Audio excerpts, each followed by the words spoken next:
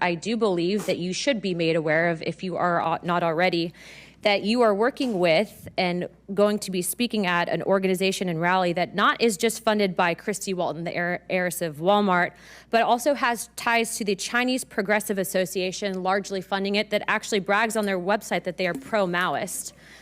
Also, too, funded by the National Endowment for Democracy. I know there's a lot of people on this committee that don't like billionaires interfering in politics, but say nothing when George Soros gets over $260 million from USAID through the last administration that's then funneled into some of these nonprofits. That's a fair argument. Wait for it. So I guess my question for you guys is now that I've made you aware that these riots are not about illegals and they're not about immigrants, if they did, they would have been protesting under Barack Obama, who's also dubbed the deporter-in-chief. And frankly, I think many of you would say that Barack Obama was a good president. Are you going to say that Barack Obama wasn't a good president? Yes or no, Governor Waltz? Do you think he was a good president?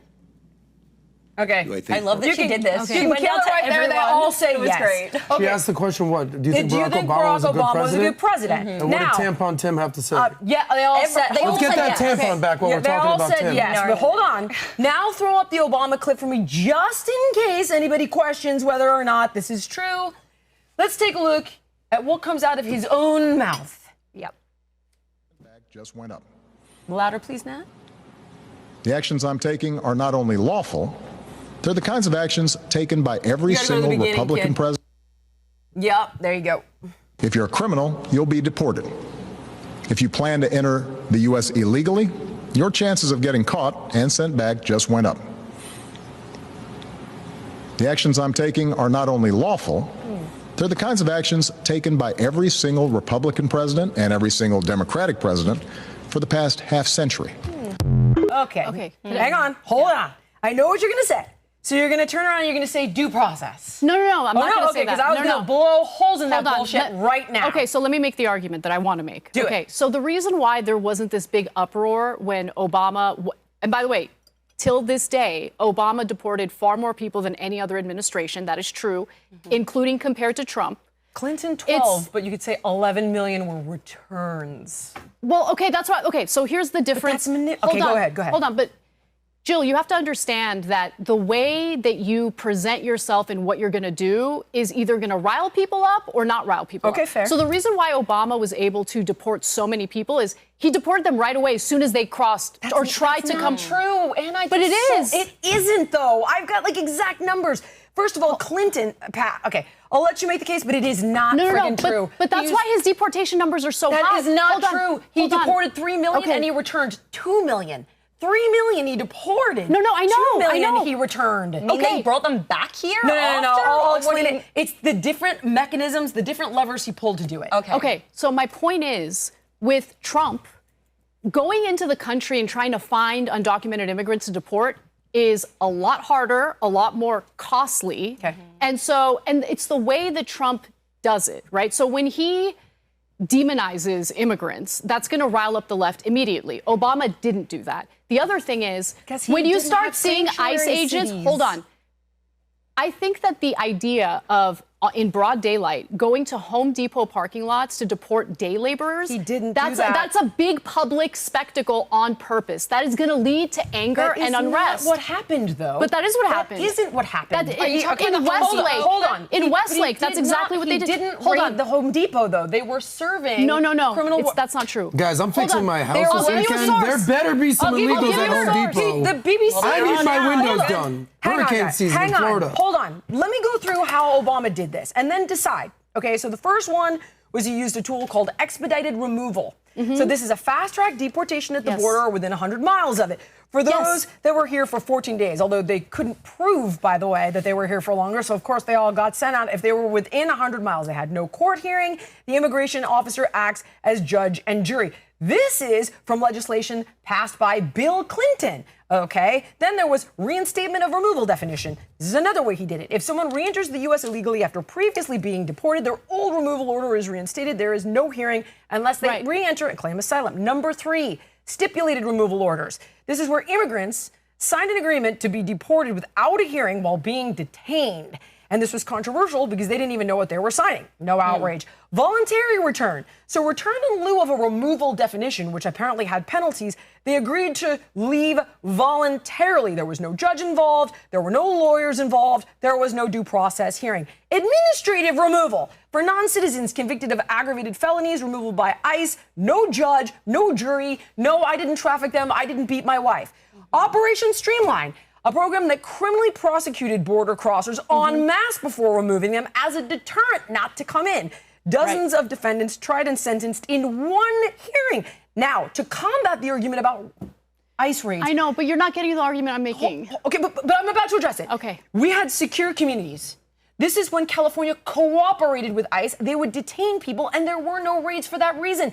Now California refuses to cooperate, forcing ICE into the streets. There was no Obama derangement syndrome. So let me just make the argument. Okay, do it. So the reason why there's an uprising in places like Los Angeles, which of course has had a massive immigrant and yes, undocumented immigrant community for a long time, is because everything you just listed under Obama was happening on the DL, right? There was no media coverage of it. There was no spectacle around it. Shout out to R. Kelly. Keep it on the down low. There was no spectacle around it. Whereas the Wall Street Journal, which is not a lefty publication, the Wall Street Journal, notoriously conservative, they put out a report, I believe a week ago, where they talked about how Stephen Miller was furious that Trump's numbers are nowhere close to Obama's. So he basically ordered ICE to go for the low-hanging fruit.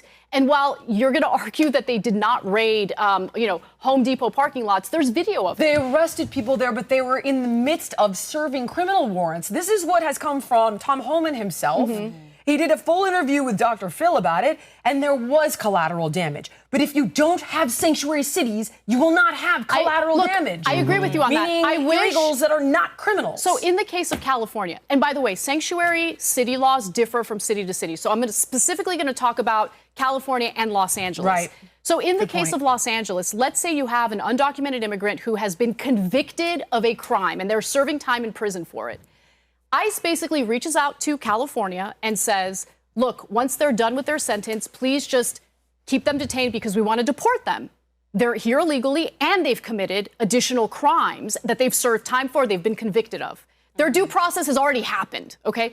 So at that point, California should say, okay, we're going to cooperate in this very narrow area. I don't think that makes you a bad person or a right-winger to, cooperate with ICE in those circumstances. It's the law. Right. It is the freaking federal law. If you don't like it, by all means, and in march fact, on the Capitol, and in demand fact, reform. Their unwillingness to cooperate has led to this situation in which I'm going to just say it. I don't want day laborers and people who are not causing any problems in this country to be the target of the Trump administration. You're totally right. They should, but that's immigration reform, and we'll get to that.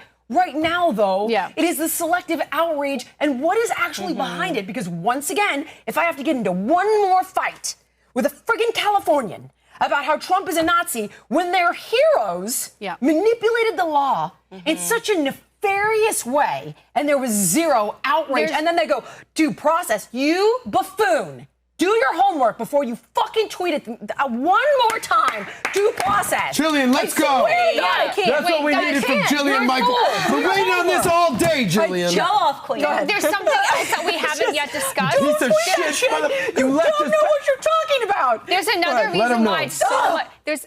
Sorry. I agree with everything you just said. I'm okay. I've been fighting all weekend. Somebody give me a joint for Jillian. But by the way, the one area where... Please, the one reason why... Another reason why it's so difficult for Trump to deport or relatively harder, it's because of how vocal he's been, and it's had a deterrent effect on a lot of the migration patterns that otherwise would have come.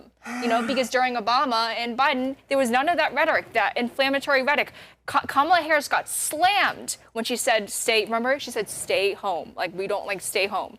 And she got so much pushback. And so that was the end of all sort of incendiary rhetoric. And instead, with Trump, we see that every single day. So one other thing I'll say is, the one area in which Trump was still enjoying quite a bit of favorability was the area of immigration. However, a recent poll that came out, it just came out last week, shows that he is now underwater on immigration, specifically because of the people that are being targeted by ICE as we speak, which is why Trump kind of did a little bit of a backpedal and just recently put out a statement, both on social media and through, I think it was a press conference or a speech, where he said, you know, a lot of our farmers are concerned because really good people are being targeted. That's why I think it's big ag. Yeah, that's 100%. what I think. I think big ag was like, I don't think Donald Trump is concerned. Like, Anna, you bring up a really good point, but I don't think he gives a shit what independents and Democrats think. And I think he's underwater. He cares about independents, not Democrats.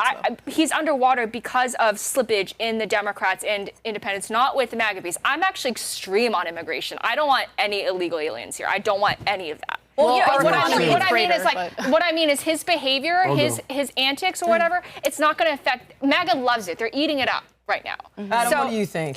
So if there was one job that Trump is doing, he's being a janitor and he's cleaning up everybody's mess. Whether it's tariffs with China, whether it's illegal immigration with Mexico, whether it's the Islamic Revolution of Iran, he's coming in and saying mop, mop, mop all day long, mop, mop, mop while I sing this song. He's cleaning up the mess that past presidents and former administrations have done. He's basically saying, get all this nonsense out of here. Do you remember in 2016, Trump would always talk about the polls? I'm winning in the polls, you're losing, you're a loser. Trump don't talk about the polls at all anymore. He don't give a shit what approval ratings are. He doesn't care what his net approval is. Trump don't give a shit. Trump is saying, I have basically 3 years left to clean up this entire mess that Obama, that Bush, that past presidents have done, and he doesn't care what you think. He doesn't care what you say. He's going to do what he's got to do because he has a mandate to clean up America and focus on America first. That's what he's doing with his little mop in hand. Can we? Which is why, going back to my earlier point, we are not going to be dragged into a forever war. He's going to do what he wants, you know? Oh, wait, don't circle, don't I'm go just back. saying, Don't go back there. Trump is, what I mean I'm not trying to shut Trump you down, is his own person. Lindy, focus on the future, not the past. Well, I mean, okay, Anna, you too. We're supposed to learn from the past, so but okay. Final topic I want to address, because I would imagine that nobody at this table is unfeeling. And the reality is that we're all either migrants or descendants of migrants at this table, correct? Migrants? Immigrants, I'm sorry. Immigrants. My family walked here from Russia, 1850s, in Belarus. I stand corrected. And you just saw Trump walk that back on the farmers. And the one thing that I've seen a lot out of and hotel workers Newsom and Bass, right, is the economy. The economy. Can you throw up that Bass clip for me, Nat? And of course, this economy that they're so busy protecting is all based on the backs of exploiting illegal immigrants. Sorry. They got here somehow. Yeah, exactly, right. Okay, hold on, Nat's pulling it up. But the point I want to make here is the vast difference between coming in legally versus coming in illegally. And I'm going to show you how much illegal immigration hurts people who come in an undocumented capacity and American citizens. We don't even need it. The bottom line is she's like, the economy, this is breaking the back of our economy. Okay. So would anybody like to run with this? Because I have a whole list. Well, yeah, Amy and I are walking, and we are living, breathing examples do the dark part first, if you can. Show me all the bad things. I can do it as well of illegal immigration. Let's use a stat that's already been spouted. The 1.4 million illegal aliens that are currently on our Medicaid program. Why are we paying for them? Why? Tell me. We're already bankrupt. Why are we paying for people that aren't even our people? That hurts citizens. Okay. That hurts us. Because America loves wasting money. To drain on the system. We owe $37 trillion.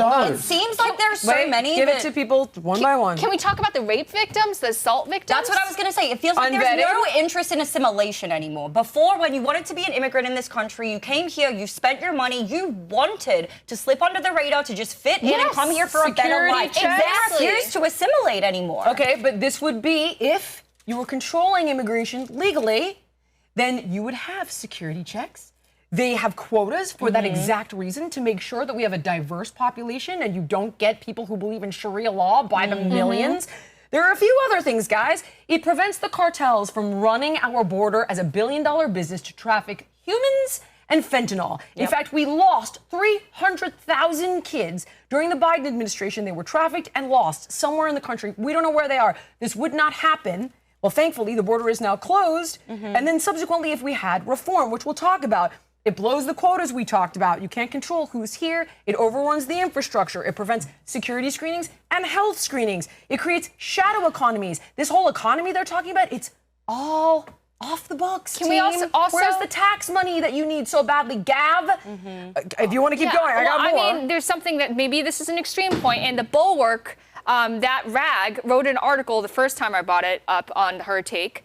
When countries like Poland and China and Japan want to keep a homogenous society and to maintain their equilibrium, we don't bat an eyelash. We're like, okay, just you do you. But when America tries to do the same thing, even a little bit. That is not what I'm arguing for. I'm just saying. No, wait, let me finish my point, though. Yeah. Let me finish my point, though. I just don't want the Islamification of America. Oh my God. But Lindy, I'm anti that. And the argument you're okay with that happening to our country? The zombification? No. Having a melting pot? Yes. But that's not what I'm saying, though. I'm against. Don't talk to me about homogeny, though. Wait, yeah, I'm saying the that identity of the United States. Even if we do it a little bit, like I just don't want our campuses to be like, look at the way they are, like death to America. These pro-Hamas movements. This is what's happening. This is not my imagination. Legal immigration, because people can then be vetted if they are in fact. Well, that's what I'm. And the students you're talking about are in the country legally. Right, but they have visas and green cards. In our first episode, we talked about you just don't like their speech and you want to That's not what I said. That's not what I said. The guy, the Muhammad, whatever his name is, Mahmoud Khalil. I'm sorry. Mahmoud.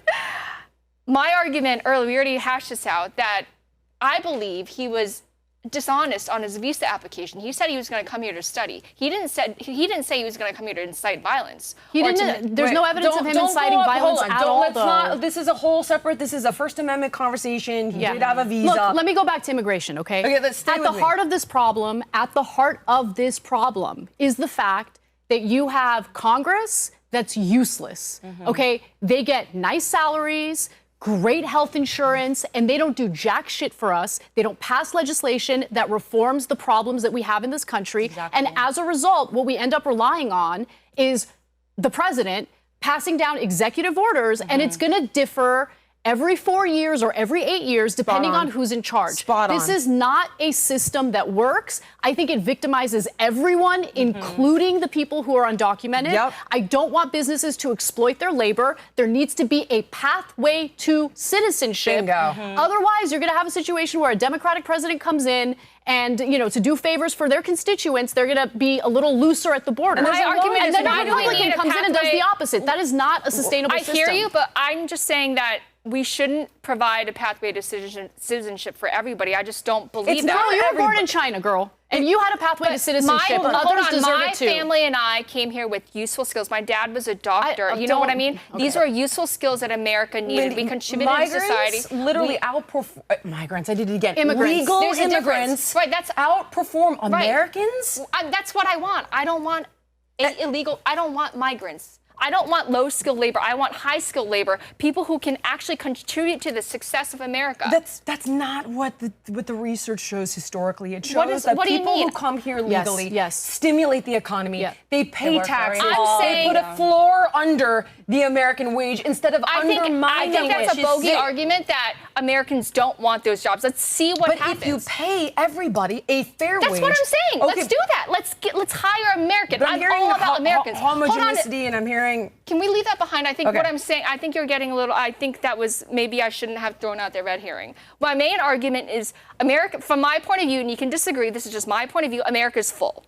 Okay? If you want to come here, you got to bring in useful skills that can prime our economic engine, contribute to our knowledge base, do something good for America. I don't want people leeching off of our system. We cannot afford to pay for your health care anymore. We just don't, we can't afford it. If they come in legally, that's what I'm saying. Will not happen. We should have a process for high-skilled labor. That's what I'm saying. Look, you have to send more judges to the border to more quickly adjudicate cases. You have to reform and clean up the asylum system. It's totally corrupt. We should not Economic immigrants are not refugees. They're very different things. Like I think some of them are, though. I think some of them are. I think you should be able to prove your usefulness to America. That's just my point of view.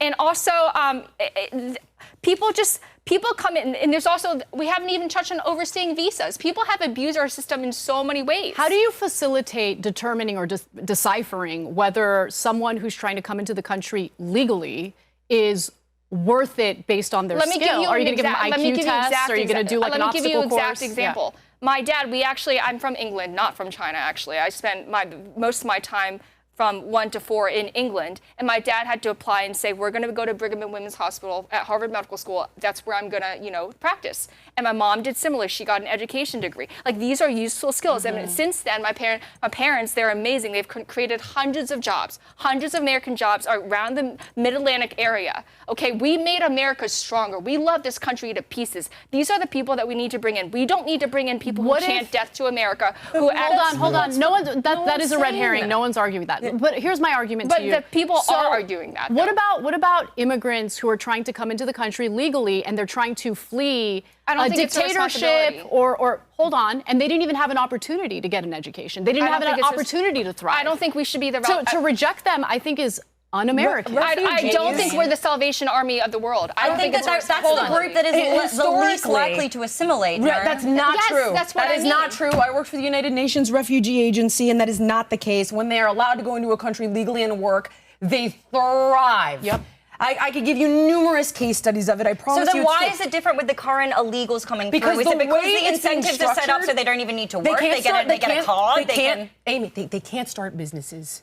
They can't get a fair wage. Their labor is exploited, and then it breeds resentment, and it undercuts the American worker. And as much as people but the best part is it's the most racist narrative. Gavin Newsom, all these, who's going to do your dishes? Who's going to pick your fields? As Batya Ungar Sargon just said, only 28% of the people that are working in the fields are, quote, immigrants. So Americans will take those jobs if you pay everybody a fair wage. That's what I'm trying to say. Let's hire Americans. Why do we need to rely on illegal? Okay, how about this? Let me give you an example, because here's a solution that I came up with. We cannot recruit people for the military. We are incapable of friggin' doing it.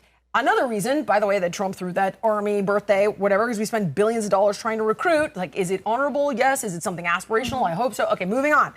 77% of Americans are too unhealthy to join the military. What if you said, hey, young men and women, you want to come over here? You want to fight for this country? You want to be a part of the military? We're going to vet you. They've got a very capable system of checks and balances in place to vet people. We're just not doing it because Biden had open borders for so long, and we've closed paths to citizenship. Come on in. Here's what I mean. Visa. They provide a useful contribution. That's actually great. But that's the argument, though, is that they can contribute to society. They just don't have to be exceptionally educated. Well, that's a useful skill, though. I said useful skill. That's a useful skill. Let's do that. I'm actually behind that. What you're bringing is a good proposition of saying, hey, you come to this country, you need to start loving America and do something to help America. I would argue, thank you, Lindy. I would argue that we also need to advance that narrative to actual Americans. Because in my experience, the people that come here that are immigrants actually tend to love America they do. More than the wussy-ass progressive left that actually hate America. Stop shitting on America. What I'll say, I was always fearful of the far right. The neo-Nazis, the KKK, the white nationalists, they're burning the cross. At the very least, they love America so much they don't want anybody with a little bit of a tan to be here. But the people on the left hate America so much. They're the ones burning the flags. They're the ones that are calling for every other country to rise up against and start America over and burn down the American flag and basically delegitimize the West. So most immigrants, they come here in the whole question of assimilation. I don't know. I know a lot of Cubans that come and live in Miami and speak no English 40 years later. Are like, Papa, you speak no English? No English. They're not assimilating, but they love America. If you talk to them about Fidel Castro, they want to get it all. That's true. They're from the countries with communism. They love, That's the exactly. They love America. A lot of these people that flee here love America. My big issue are two things. People that are from America that have been indoctrinated to hate America, send them a one-way ticket to anywhere they want in the world. Let's bring them to Iran. The next thing is people that we basically come in here that legitimately hate America. I call them socialist jihadists. They're willing to fight for any cause other than America. I know you get triggered when I say jihadist. No, I'm not talking about any particular people. Because you think that this country is like ruled by, Islam, which is like hilarious and ridiculous. That's what I said. Hold on, let me ask you something. There was a mass uprising. There was a mass uprising during COVID, during the shutdowns. Okay, there were a lot of conservatives out on the streets protesting. That was their right to do that. Yeah. It was their right to protest against the government and what the government was doing. I would never in a million years accuse them of hating America. It is their right to have a problem with the government. The reason why we have a First Amendment is so the American people can rise up and protest against government overreach, over government that has gotten too big. So can you just please not smear people who protest government policies as people who hate America? You're absolutely right, but you're only half right. Because the difference is those people are flying American flags, not burning American flags. There's a big difference in saying, I love America so much, I'm going to come out here and protest, versus I hate America so much,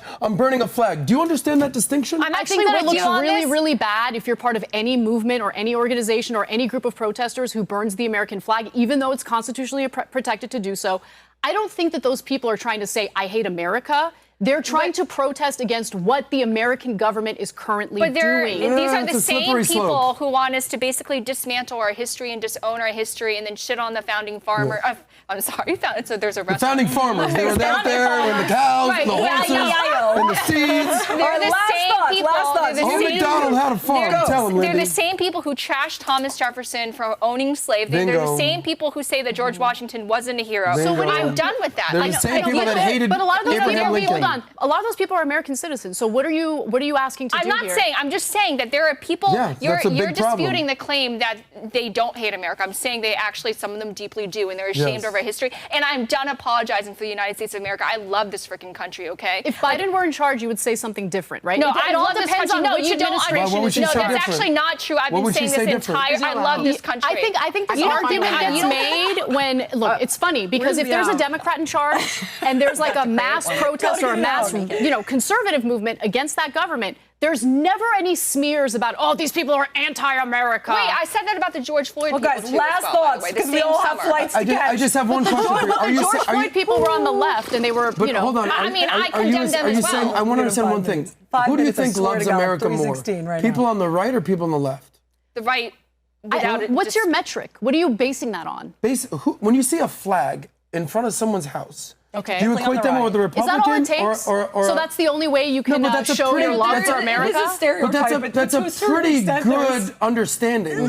If someone has an American flag, which way they lean? I think if the demonstrators are demonstrating against policies or a government that you favor, it's easy to smear them as anti-American. I think that's unfair. I'm using their words. Hold on, which when party? I see a gay, trans, pro-Palestine flag and I see American flags on one side, do I want the American flag really trigger you. or the Gays for Gaza crew? Adam, I'm going to go with the pro-America crew. There's a picture America argument there. Adam, okay, to your guys, point, you have 2 minutes. Hold on. You said follow the money. Let's follow the money. Let's ask ourselves, which party wants to keep the money here and focus on the American people, and which party is using USAID to funnel billions of dollars around the world? Okay? Thank you so much for watching Her Take. If you like the show, can you help us out by subscribing to the channel, clicking the notification button, sharing, commenting, joining the conversation? It helps us out a ton with the algorithm. We appreciate you.